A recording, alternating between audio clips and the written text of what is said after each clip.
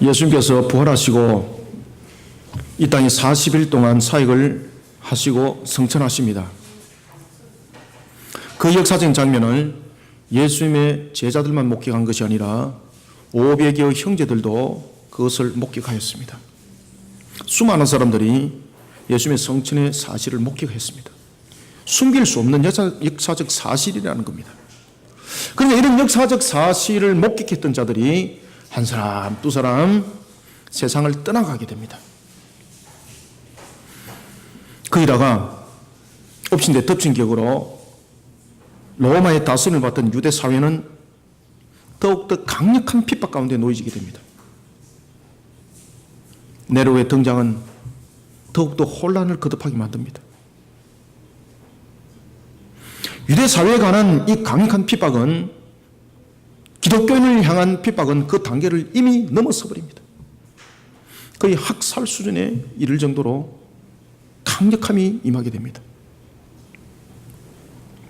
이런 환란 가운데 교회는 흔들립니다.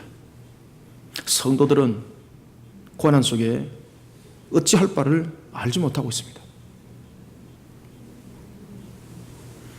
그때에 베드로의 제자였던 마가,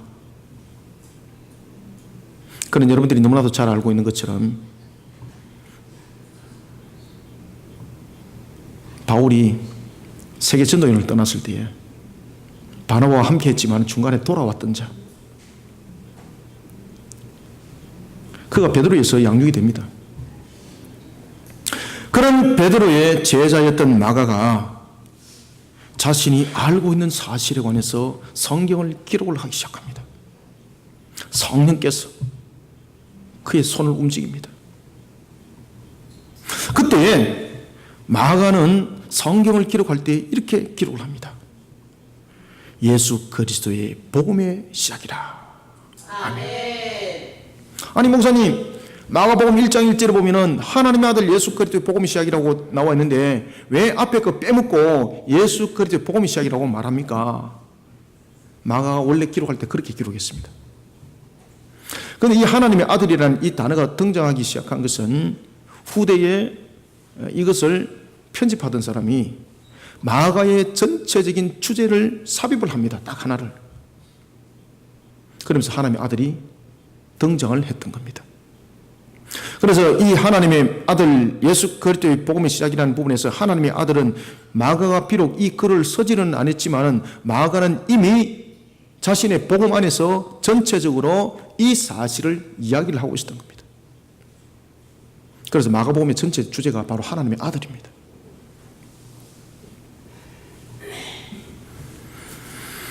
마가는 왜 예수 그리스도 그 안에서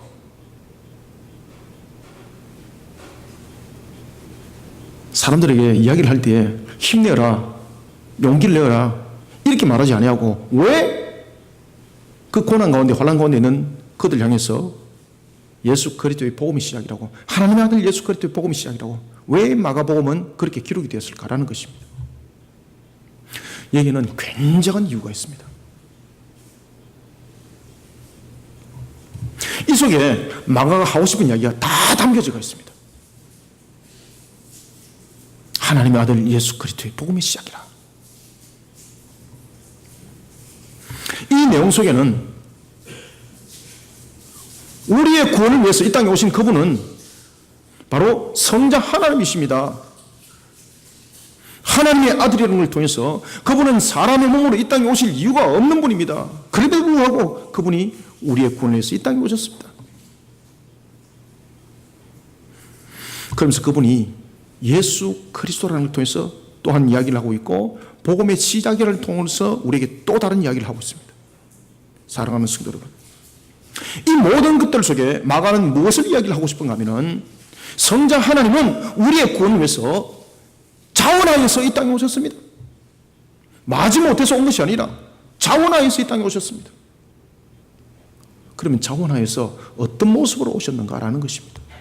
그리고 자원하여서 어떤 과정을 통해서 우리를 구원하셨는가, 그리고 또한 그 자원함을 통해서 우리에게 어떤 하나님의 큰 은혜가 끼쳐지게 됐는가.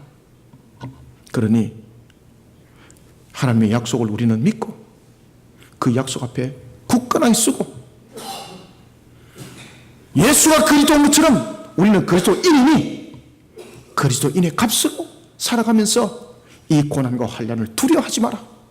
지금 마가 그 이야기를 하고 싶은 겁니다.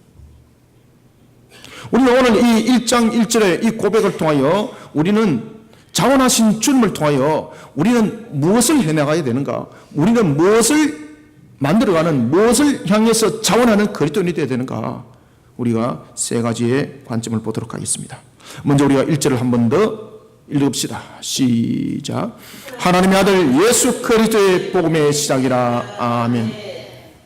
제가 과거에 하나님의 아들이라라는 이 제목으로 한 10몇 년 전에 제가 책을 하나 만들었습니다. 제가. 그래서 이것을 가지고 제가 가르친 기억이 있습니다. 많은 사람을 가르쳤습니다. 그래서 제가 그 책을 다시 한 번 더 보았습니다. 야, 어떻게 보면 좀 기특하고 지금 다시 한 번 더 보니까 기본적인 골격은 있었구나. 하나님의 아들 예수 그리스도의 복음의 시작이라. 저는 한때 마가복음을 읽으면서 이 하나님의 아들이라는 이 단어에 정말로 세상 사람들이 느끼지 못하는 그런 희열을 느꼈었고요. 세상 사람들이 깨닫지 못하는 그 말씀을 깨닫던 과거가 있었습니다. 우리는 오늘 마가복음을 1장 1절을 세 개를 나누어서 보도록 하겠습니다. 첫 번째는 하나님의 아들이라는 것을 통해서 성자 하나님은 무엇을 위해서 자원하였는가? 왜 자원하였는가? 우리는 이것을 통해서 무엇을 봐야 되는가? 그 다음 두 번째는 예수 그리스도를 통해서 이 장면을 볼 것이고, 그리고 복음의 시작은 유앙겔리온, 복음이라는 것은 우리에게 무엇을 말하는가? 왜 복음의 시작이라고 말했는가? 우리가 이 세 가지를 분리해서 보도록 하겠습니다. 먼저 첫 번째는 우리가 하나님의 아들이라는 이 단어를 통해서 우리가 보아야 될 것이 하나가 있습니다. 그것은 바로 뭔가 하면은 주님께서는, 다시 말하면 성자 하나님께서는 이 땅에 무엇 때문에 오셨는가라는 것을 하나님의 아들이 설명을 하고 있습니다. 따라서 먼저 첫 번째는 주님께서는 죄로 병들어 있는 인류의 구원을 위해 자신의 권위와 권세를 내려놓고 친히 죄에 대해 그 값이 되어주기 위해 자원하여 이 땅에 오신 바로 성자 하나님이십니다. 우리는 이것을 깨달아야 됩니다. 그래서 마가가 전체 마가복음의 주제를 하나님의 아들이라고 주제를 잡았던 겁니다. 여러분, 마가는 복음서의 전체를 통해서 예수님에 대해서 두 가지 사실을 강조하고 있습니다. 첫 번째는 하나님의 아들에 대해서 강조를 하고 있고, 두 번째는 예수님이 고난의 종이었다는 것을 강조를 하고 있습니다. 그는 예수님을 통해서 하나님의 아들이었다는 것을 강조를 하고, 왜 고난의 종으로 고난을 당한 분을 강조하고 있었을까?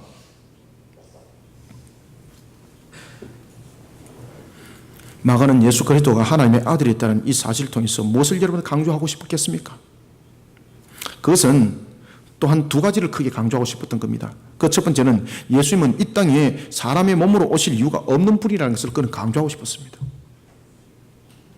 그리고 두 번째는 예수님은 하늘의 모든 권세와 권위를 내려놓으시고 비천한 인간의 모습으로 이 땅에 오셨다는 것을 강조하고 싶었습니다. 무슨 이유 때문에? 단 한 가지 이유 때문에. 우리의 구원을 위해서, 우리를 구원하기 위해서.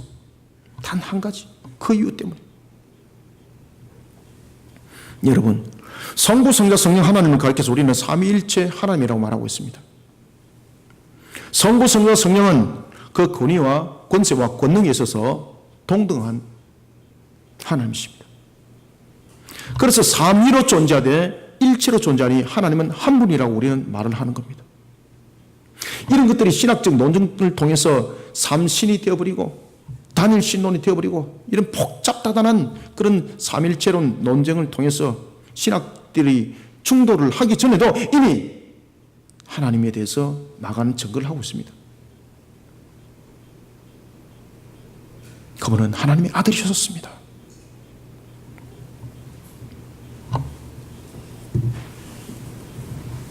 그분이 이 땅에 오신 이유는 단 한 가지였습니다. 우리의 죄 구원을 위해서. 우리의 구원을 위해서. 그래서 어떤 신학자는 이런 이야기를 합니다. 우리가 죄인이 아니었을지라도 예수 그리스도는 성육신으로 이 땅에 오셨을 것이다 라고 말하는 신학자가 있습니다. 그러나 마가는 이미 성경을 기록할 때에 하나님의 아들이라는 걸 통해서 우리의 죄를 해결하기 위한 그 관점 속에서 그분이 이 땅에 오셨다는 것을 하나님의 아들을 통해서 강조를 하는 겁니다. 신학적으로 논한다면 구속언약과 그리고 첫 번째 아담의 대속을 이룰 두 번째 아담으로 완전한 값이 되어서 그분은 이 땅에 오셨습니다라는 것이 하나님의 아들 속에 다 포함이 되어 있습니다. 마가는 이 중요한 사실을 통해서 하나님께서는 인간을 구원하실 것을 계획하시고 그 뜻을 세우셨을 뿐만 아니라 그 약속을 반드시 성취하신 분이라고 지금 하나님의 아들을 통해서 이야기를 하는 거예요. 지금. 그러면 무슨 이야기를 하고 싶다는 이야기입니까? 우리가 고난 가운데 있지만은 이 고난이 끝이 아니라는 것을 믿으라는 겁니다. 아멘. 주님께서 우리에게 약속하신 새하늘과 새 땅을 믿으라는 겁니다. 그래서 하나님의 아들을 통해서 그것을 지금 증거를 하고 있는 겁니다. 우리의 구원을 위해서 우리를 구원하실 것을 하나님은 계획하셨습니다.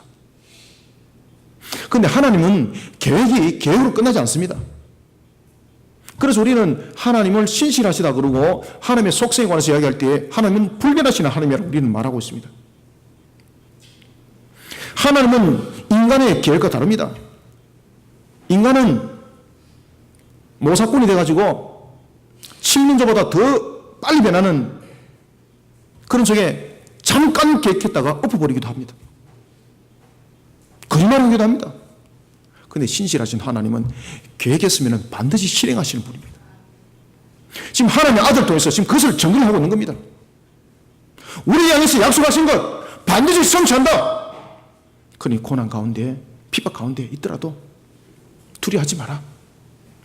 우리에게는 부활이 있고 우리에게는 영생 복락이 있다. 이것을 하나님의 아들을 통해서 강력하게 지금 이미지를 심어주고 있는 겁니다.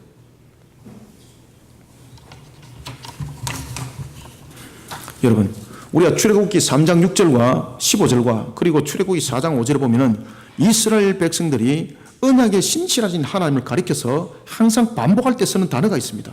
그것이 무엇입니까? 아브라함의 하나님, 이삭의 하나님, 야곱의 하나님이라고 이야기를 하고 있는 겁니다. 아시겠습니까?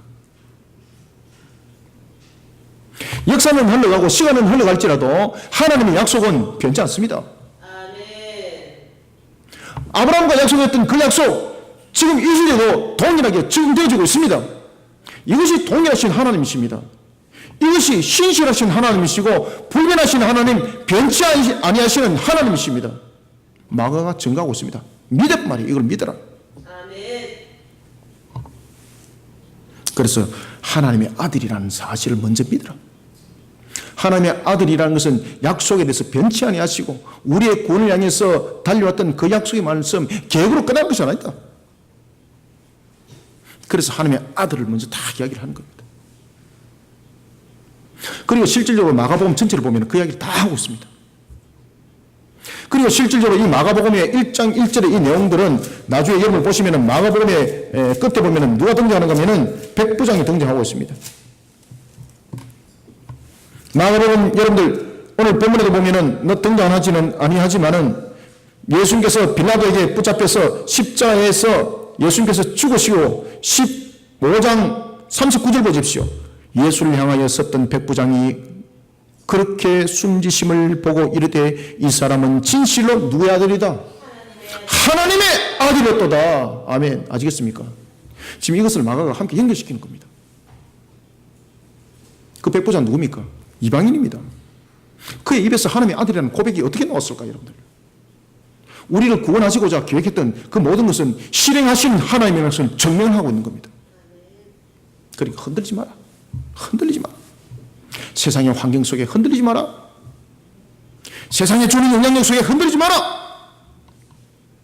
믿어 심지 마라. 믿어 심지 마라.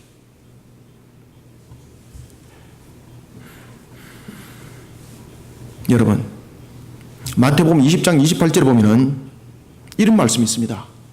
인자가 온 것은 섬김을 받으려 함이 아니라 도리어 섬기려 하고 자기 목숨을 많은 사람의 대속물로 주려 함이니라. 아멘. 그 하나님의 아들, 그런 하나님의 아들 믿어 의심치 마라. 자기 목숨을 많은 사람의 대속의 제물로 주기 위해서 오신 그 하나님 믿어 의심치 마라.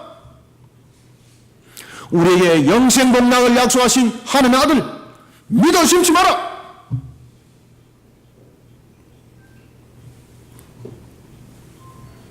친히 우리의 죄에 대해서 그 값이 되어주시기 위해 이 땅에 오신 하나님의 아들 믿어 의심치 마라.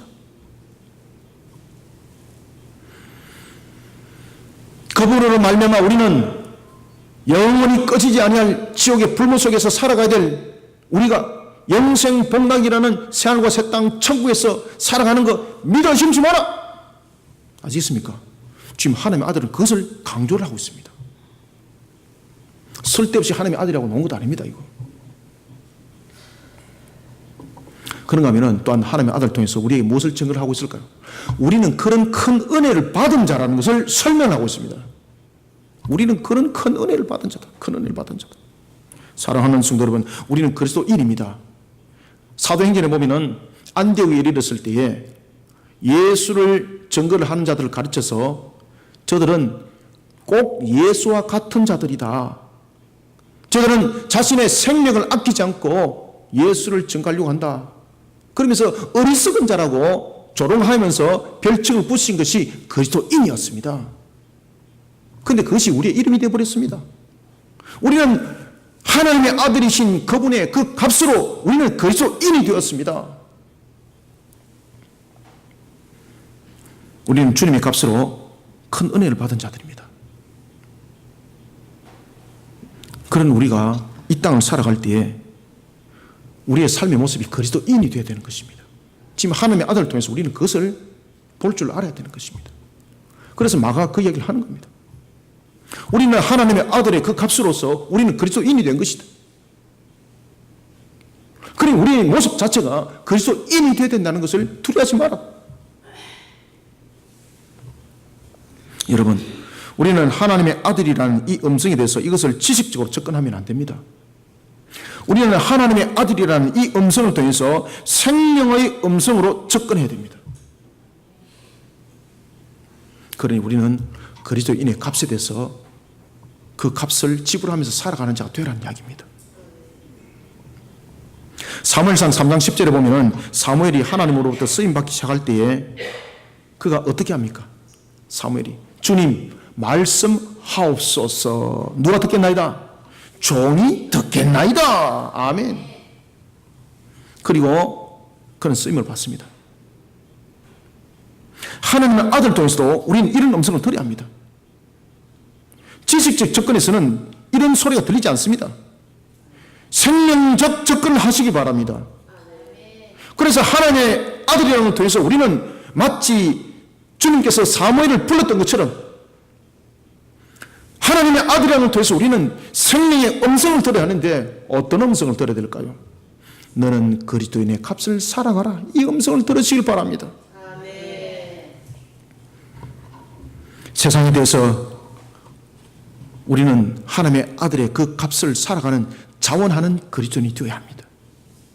성자 하나님께서 우리의 구원을 위하여 자원하여 이 땅에 오신 것처럼 우리는 그 큰 은혜로 살아가는 우리는 하나님의 아들이라는 이 생명의 음성을 통하여 우리는 이 땅을 세상의 영혼들을 향해 그 세상의 영혼들을 구원하는 일에 우리는 그리스도인의 걸음을 걸어가는 그 값을 내어놓으면서 살아가는 성도들이 다 되시기를 소망합니다.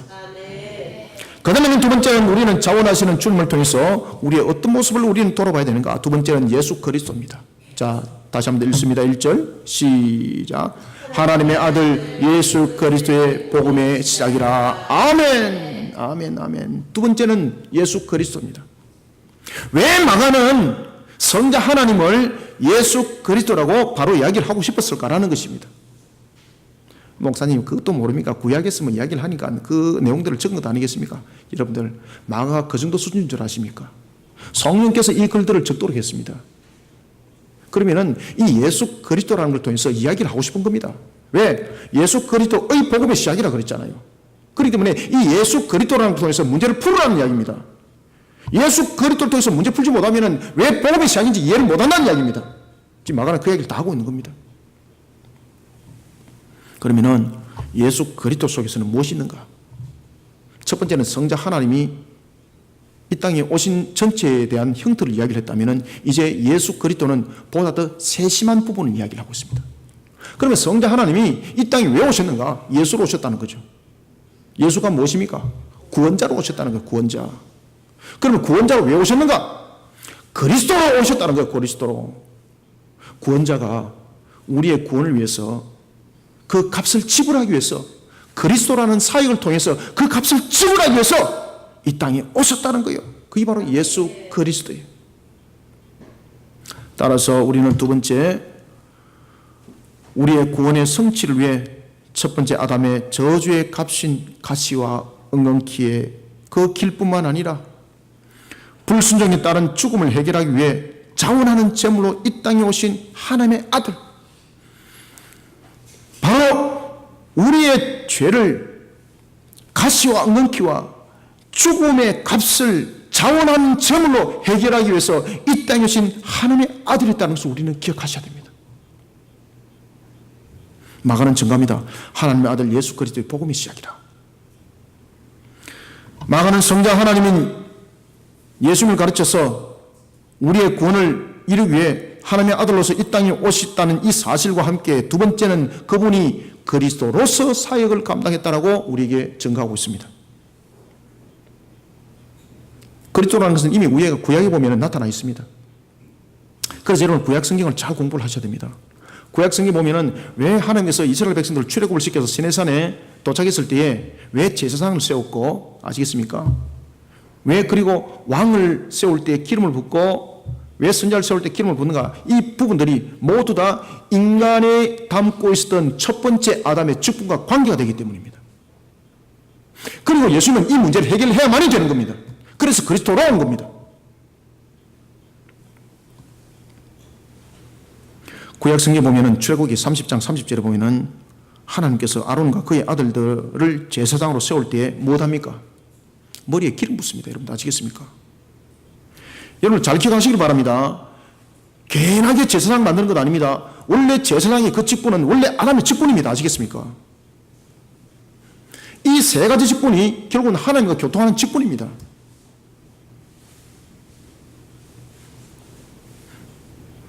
구약 성경 보면은 또한 사무엘상 10장 1절 보면은 사무엘이 하나님의 명을 받아서 사울을 왕으로 세웁니다. 그때 하나님께서 사울에게 무엇 하도록 합니까? 그의 머리에 기름을 붓도록 합니다. 그런가 하면은 열왕기상 19장 16절에 보면은 엘리야가 자신의 사역을 대신할 선자를 세울 때, 엘리사를 세울 때 하나님께서 어떻게 하도록 합니까? 엘리사의 머리에 기름을 붓도록 합니다. 여러분 기름을 붓는다는 것은 그에게 권위와 권세가 그에게 전달되었다는 뜻입니다. 그러면 왜 제사장을 세우고 왜 왕을 세우고 왜 선자를 세우는 일에 이렇게 민감하도록 했는가라는 것입니다. 그리고 실질적으로 이 그리스도라는 이 직분은 왕과 선지자와 제사장의 직분과 직결되어 있습니다. 아시겠습니까? 그러면 예수님이 우리의 구원자 예수님이 왜 그리스도로 오셨는가라는 것입니다. 그래서 예수는 그리스도입니다. 왜 그리스도로 오셨을까요? 그죠? 지금 마가는 그 이야기를 다 하는 겁니다. 지금 우리는 의미 없이 그냥 예수 그리스도입니다. 예수 그리스도입니다. 이런데 의미 없이 그냥 이야기를 하는 거예요. 그러니까 2단 3단들한테 아무 소리 못하지.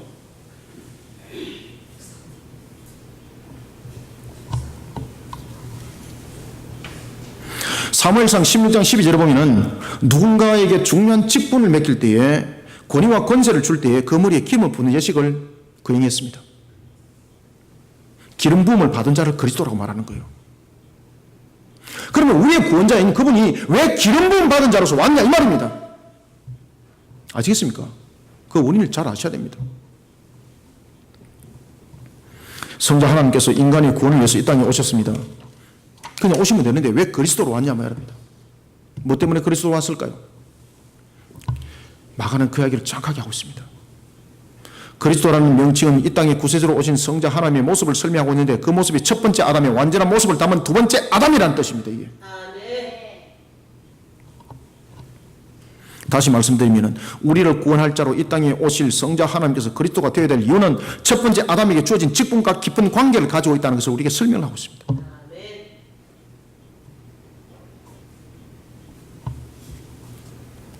창세기 1장 27절에 보면은 하나님께서 사람이라는 아담을 창조합니다. 사람이라는 히브리어 아담을 창조할 때에 하나님께서는 그 모습을 무엇으로 창조하십니까? 하나님의 형상대로 창조했다고 말하고 있습니다.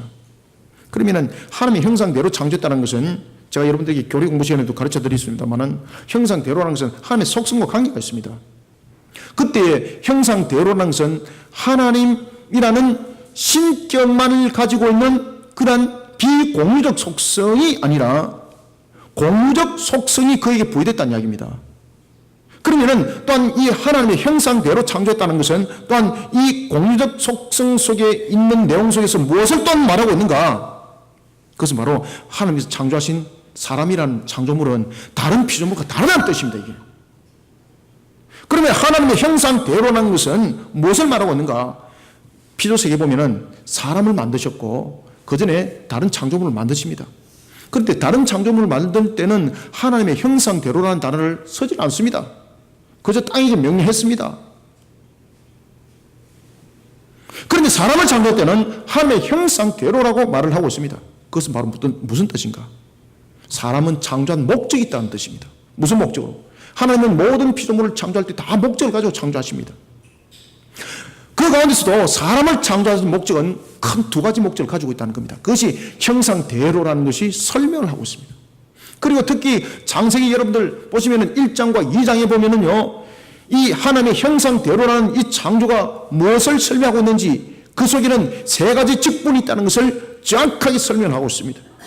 그래서 여러분이 잘 아시는 것처럼 다스리라, 정복하라 뿐만 아니라 아바드, 섬겨라 라는 부분을 통해서 이 세 가지 직분을 전부 다 설명을 하고 있습니다. 이게 전부 다 아담이 가진 직분입니다. 그러면 하나님께서는 아담을 다른 피조물과 달리 창조하기 위해서 왜 형상대로 창조했는가? 두 가지 이유입니다. 첫 번째는 하나님을 대신하여 피조물을 다스릴 존재자가 됐다는 이야기입니다. 그러면 하나님을 대신하여서 피조물을 다스리려면 무엇이 있어야 되겠습니까? 권위와 권세가 있어야 되는 거예요. 그러니 다시 말하면 하나님의 형상대로라는 것은 하나님의 공유적 속성이 함께 부여되면서 그 속에는 무엇이 부어졌다는 이야기입니까? 영적 기름 부음이 그 속에 부어졌다는 이야기입니다. 영적 기름 부음. 아시겠습니까? 하나님의 대리자로서 권위가 있어야 되잖아요. 권세가 있어야 되잖아요. 그래서 아담에게 왕으로서의 하나님을 대신하는 왕으로서 피조물을 다스리는 왕으로서의 그 직분이 주어집니다. 그것이 어디에 있는가? 나타납니다. 정복하여라, 다스리라. 그리고 특히 하나님께서 아담에게 모든 짐승들의 이름을 짓도록 합니다. 이것이 바로 뭔가 하면 왕명입니다. 왕명. 이름을 짓도록 하는 것은 바로 왕권을 말하고 있습니다. 그런가 하면 선지자 직분과 제사장의 직분이 주어집니다. 가꿔라, 가꿔라, 아바드, 섬겨라. 이 말들은 바로 두 가지 의미를 가지고 있는데 그것은 바로 선지자의 직분과 제사장의 직분을 함께 가지고 있습니다. 그 속에는 하나님의 말씀을 지켜 준행하라는 뜻도 있지만은 예배하라는 뜻도 있습니다. 그래서 하나님은 두 번째 사람을 창조하신 두 번째 큰 목적이 바로 무엇인가 하면은 하나님은 경배받기를 원하시는 분입니다. 그러니 사람의 창조의 목적은 바로 하나님을 예배함에 있는 겁니다. 그 예배하면서니 그에게 주어진 직분이 바로 선지자 직분이요 제사장의 직분이었던 것입니다. 다시 한번 더 1절 읽습니다. 시작. 하나님의 아들 예수 그리스도의 복음의 시작이라. 아멘. 사랑하는 성도 여러분, 예수는 그리스도입니다.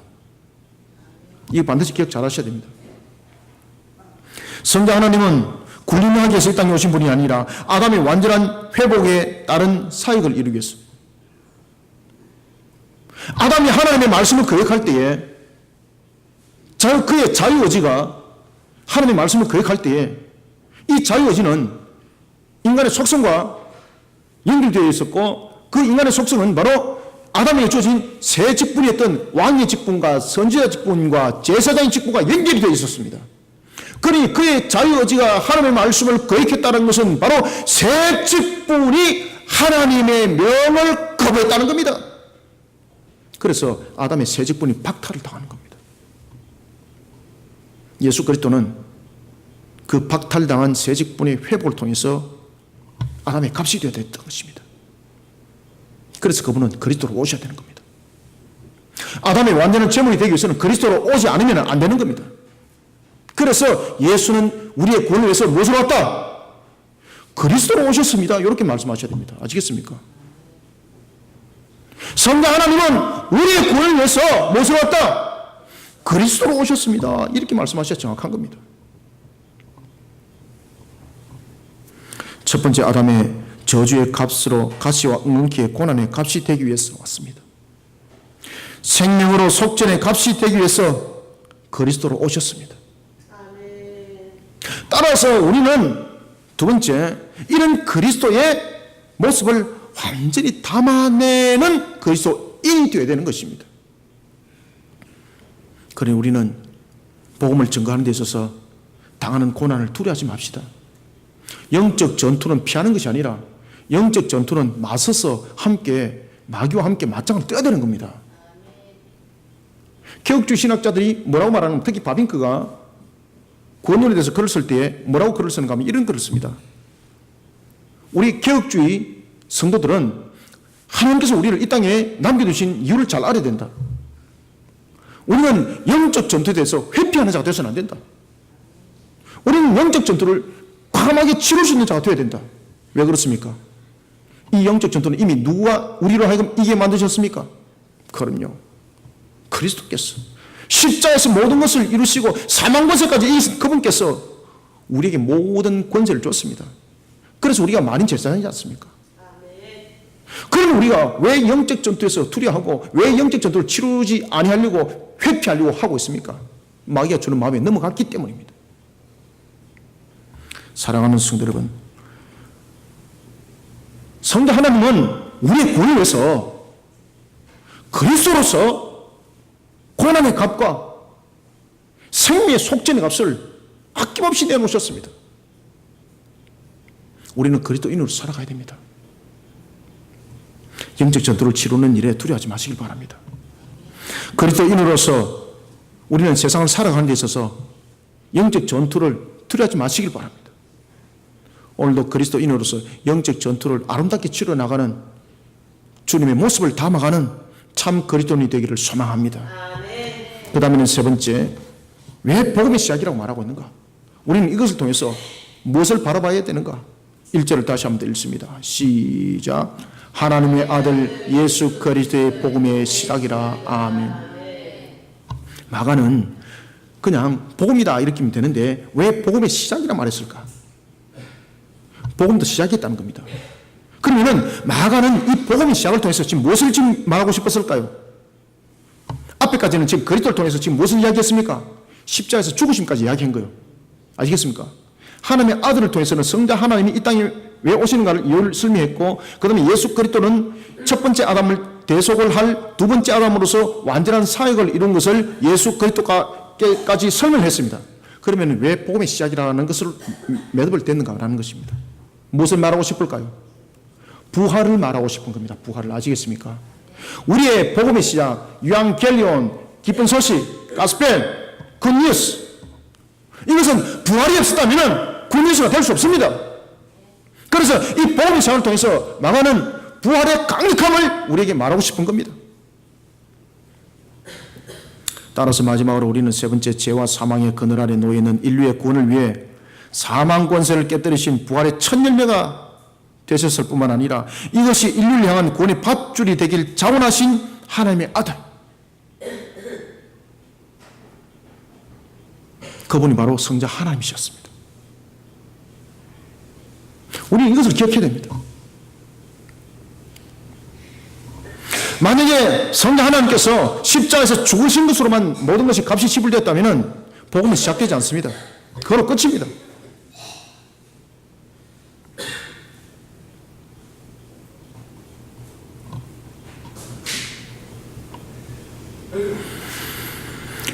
인간의 죄를 대속하기 위해서 스스로 완전한 제물이 되어주신 성자 하나님, 예수님, 그분이 이 땅에 오시기 전까지 사람은 누구를 막론하고 영원한 멸망 속에, 영벌 속에 놓여져 있었습니다. 사망 권세 속에 묶여져 있었습니다. 그거는 누구의 능력으로도 그 사망 권세를 깨뜨릴 수가 없습니다.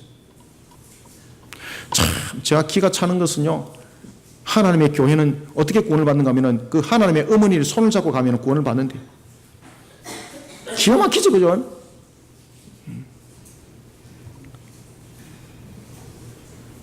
여러분, 만약에 예수 그리스도께서 부활하시지 않았다면 우리에게는 어떤 소망도 희망도 없습니다. 누구의 손을 잡고 가도 그건 지옥으로 가게 되어 있습니다.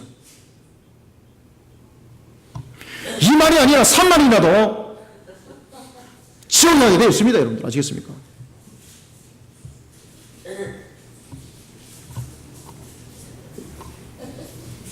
영생의 길은 오직 예수 그리스도 부활로 인하여서 열어진 겁니다. 십자가에서 죽으심으로 만약에 끝났다면 우리에게는 소망과 희망 없습니다. 저와 여러분들 바보짓 하고 있는 겁니다. 그래서 마가가 복음의 시작이라고 말하고 있는 겁니다. 부활이 없었다면 우리에게는 복음이 없습니다. 고린도전서 15장 20절에 보면은 사망의 틀을 깨뜨리고 부활의 첫 열매가 되었습니다. 누구였습니까? 예수 그리스도입니다. 예수 그리스도.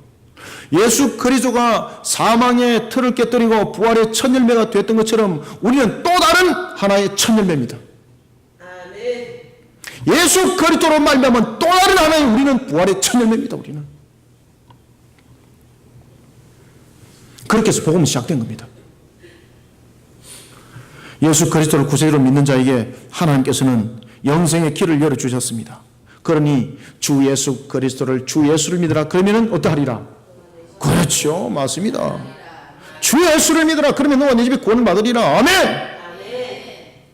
구원이 우리 속에 주어진 것은 부활이 없었다면 우리에게는 이런 소망과 희망의 메시지 우리 속에 남아있지 못합니다.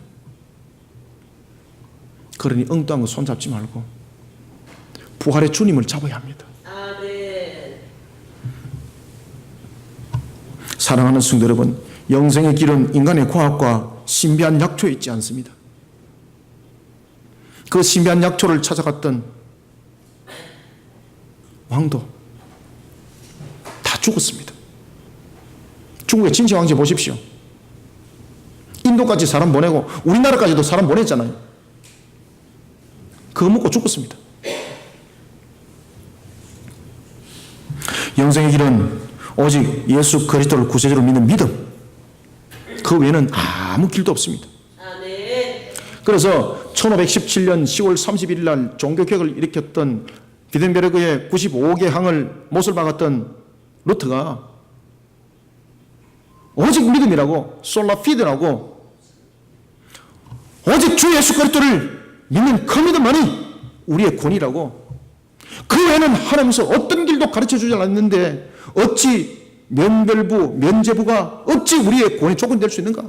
그러면서 로마 가톨릭에서 강력하게 저항을 합니다. 사랑하는 성도 여러분, 예수 그리스도께서 모든 사역을 완전하게 이루시고 십자가에서 요한복음 19장 30절 다 이뤘다라는 그 성취를 이루지 못했다면 완전한 값이 되지 못합니다.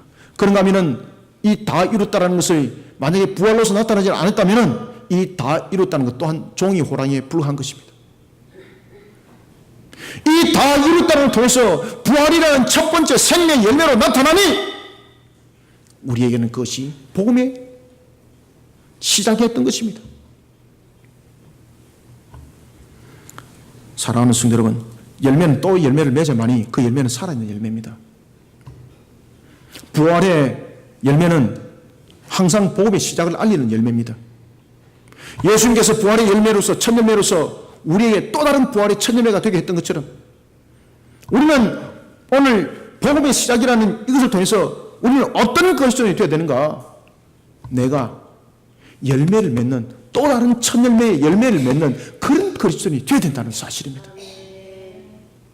그런 여러분들 한 영혼을 가슴에 안고 주의 제단에 또 다른 부활의 열매 주님 앞에 내어놓기를, 예물로 드리기를 기뻐하는 성도들이 되시기를 소망합니다. 이 일에 목사도 예외가 아닙니다. 여러분들 얼마나 힘든 줄 압니다. 저도 얼마나 지금 많은 고민을 하고 있는지 여러분 아십니까? 밥맛이 없습니다 요새. 왜 그러냐면 저를 아는 모든 주변의 사람들이 목사고, 저를 아는 모든 주변의 사람들이 교인들입니다. 여러분보다 더 힘듭니다 저는.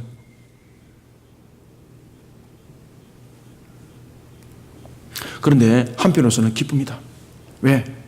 야, 하나님께서 나를 통해서 또 다른 어떤 부활의 첫 열매를 맺어갈까, 이게 기대가 되는 겁니다.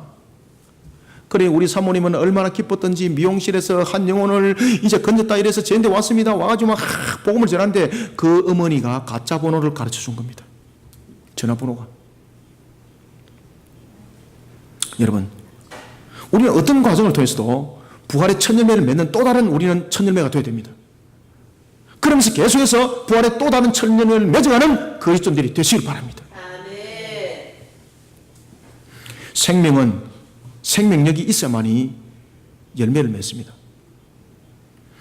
부활의 열매를 세상 가운데서 증거해내는 그리스도인이 되시길 바랍니다.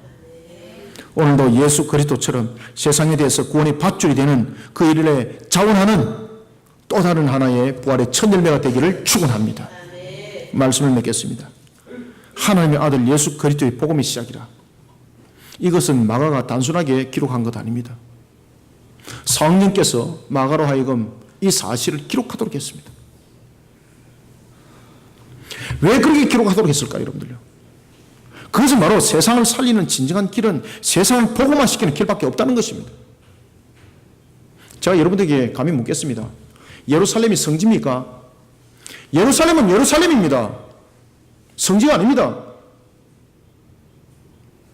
언약궤가 있었고 성전이 있었기 때문에 성지라고 말했을 뿐입니다. 이단들은 보면 곳곳에 성지가 있습니다. 특히 부산 주변에는 성지가 얼마나 많은지 모릅니다. 통일교 성지가 바로 이 범일동 있죠. 그리고 기장에 보면은 박대선이 성지가 여기 있죠. 부산에는 막 온갖 군데군데 성지가 많습니다. 온갖 군데 성지가 많습니다. 거기다 보면 여러분 다락방도 자신들의 성지가 있죠, 그죠? 영도에 가면 온갖 것들이 있습니다, 여러분들. 이 땅에는 성지가 없습니다, 여러분들. 어떤 관계 속에서도 우리는 오직 부활의 첫 열매 되신 그 주님의 그 사명을 감당하는 일에, 우리는 쓰임받는 일에 충성을 다하는 그 길들을 걸어가야 될 성도들이라는 것에 대해서 우리는 관심을 더 가져야 합니다. 그래서 여러분들요, 성지순례하는 것도 좋지만은 성지순례하는 것보다는 주님의 사명에 대해서 더 깊이 묵상하고, 주님께서 우리에게 또 다른 열매, 부활의 열매를 맺으라고 명했던 그 마태복음 28장 18절부터 20절의 지상 대명령을 더 가슴에 만판으로 새기길 바랍니다. 주님께서는 우리에게 명할 때에 성지순례하라고 말씀 안 했습니다. 이 땅에 성지가 어디 있습니까? 이 땅에 성지는 없습니다, 여러분들. 우리가 만들었을 뿐입니다. 우리에게 너무나도 중요한 것은 주님께서 우리에게 명한 것을 충성되이 감당하는 그러한 길들을 걸어가는 것이 우리에게는 너무나도 더 중요한 것입니다. 마가를 통해서 주님께서는 우리에게 말씀하십니다. 하나님의 아들 예수 그리스도의 복음의 시작이라. 복음은 시작되었습니다. 그러면 시작된 이 복음은 끊임없이 그 시작이 이어져 나가야 되는 것입니다. 무엇으로? 또 다른 열매로 말입니다. 또 다른 생명 열매로. 예수 그리스도의 복음만이 살 길입니다. 나라와 민족 복음화 너무나도 중요합니다. 대통령이 광주 가가지고 눈물 흘리고 통곡하는 것이 더 중요한 것이 아닙니다. 나라와 민족을 바르게 살리는 일은 복음밖에 없습니다. 지역 감정 누가 유발시켰습니까? 지금 있는 여자 정치꾼들이 전부 다 지역 감정 유발시켰습니다. 그들은 그것을 가지고 감성팔이를 해먹고 있고, 그것을 가지고 그들은 자신들이 먹고 살고 있는 겁니다. 이 마귀의 사슬을 깨뜨려야 합니다. 복음만이 살 길입니다. 복음만이 이 지역 감정을 없앨 수가 있습니다. 주님께서 말씀하셨습니다. 하나님의 아들 예수 그리스도의 복음의 시작이라. 죄와 사망의 그늘 아래 놓여있는 인류의 구원을 위해서 우리는 사망의 권세를 깨뜨린 부활의 첫 열매, 그 첫 열매가 되신 그리스도의 모습을 우리는 닮아가는 또 다른 하나의 첫 열매들이 되어야 합니다. 예수님처럼 우리는 세상을 구원하는 밧줄이 되어야 합니다. 예수님께서 우리의 구원을 위해서 자원했던 것처럼 우리는 일들을 위해서 자원하는 그리스도인이 되어야 됩니다.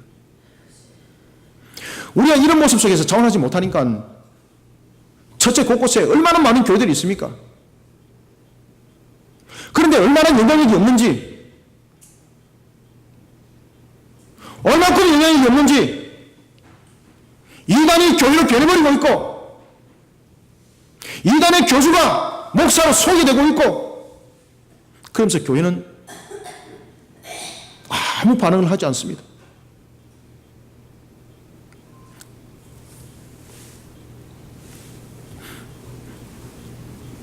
사랑하는 성도 여러분, 우리는 하나님의 아들 예수 그리스도의 복음의 시작이라고 말씀하신 이 말씀대로 우리는 참 그리스도인으로서 우리는 세상을 살아가야 합니다. 영적 전투 치릅시다. 지상 대위명의 영적 전투 아름답게 치러 나갑시다. 묵묵부답 서계시지 마시고 열매로 응답합시다. 저를 비롯해서 아무도 예외가 될 수가 없습니다. 우리 모두 다음 주에 한 영혼을 주의 제단에 올려놓는 성도들이 되시길 바랍니다. 일들을 위해서 우리 생명 겁시다. 하나님이 도우십니다. 주님이 기뻐하십니다. 우리는 이러한 일에 산 증인이 되기를 하나님의 아들 예수 그리스도의 복음의 시작이라 그 열매가 되기를 주님의 이름으로 축원합니다. 살아계신 아버지 하나님, 주께서 우리에게 은혜의 담비를 부어주시고 오늘도 우리에게 생명의 꼴의 양식으로 우리의 영을 충만케 해주시니 감사합니다.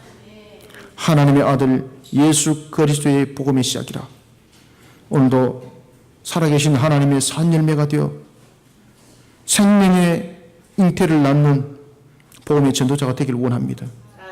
주님의 값을 살아가는 그리스도인이 되기를 원합니다. 복음의 시작이 주님의 부활로부터 일어났다면 그 부활의 첫 열매로 인하여 나는 또 다른 부활의 첫 열매가 된 나를 통해서 복음의 시작이 또 이루어지는 첫 열매들이 맺혀지는 역사, 영적 전투 성리하게 도와 주시옵소서. 우리 모든 성도들이 영적 전투를 치러 나가는 일에 있어서 너무나도 부족함이 많습니다. 참으로 영적으로 연약합니다. 두렵기도 합니다. 떨리기도 합니다. 그러나 하나님 담대함을 주시고 난 주의 주신 그 권능으로, 그 권세로서, 기름 부음을 받은 만인 제사장으로서, 그 권세로서 영적 전투 치러 나가 이기게 하여 주옵소서. 그리하여 돌아오는 주일 우리 모든 성도들이 한 영혼을 주의 제단에 올려놓는 일에 또한 종 또한 예외가 될 수 없다라는 사실 앞에 겸손히 무릎을 꿇습니다. 하나님 도와 주시옵소서. 그러나 또한 우리 성도들이 여러 가지 생업터들이 힘듦에 있습니다. 하나님, 실타래처럼 엉켜버렸습니다. 어찌할까 감당하지 못합니다. 이런 우리 성도들 주님의 일을 하다가 엉켜버렸던 실켜버렸던 모든 실타래가 풀려지게 하여 주시고 이것이 아름다운 옷이 되어 하나님께서 주시는 선물이 되게 하여 주옵소서. 그러한 속에 우리 성도들은 이것이 또한 하나의 정금물이 되게 하여 주시고 간증하는 입술이 되게 하여 주옵소서. 오늘도 또한 영적 전투를 치르고 있는 속에 또한 우리 성도들이 있습니다.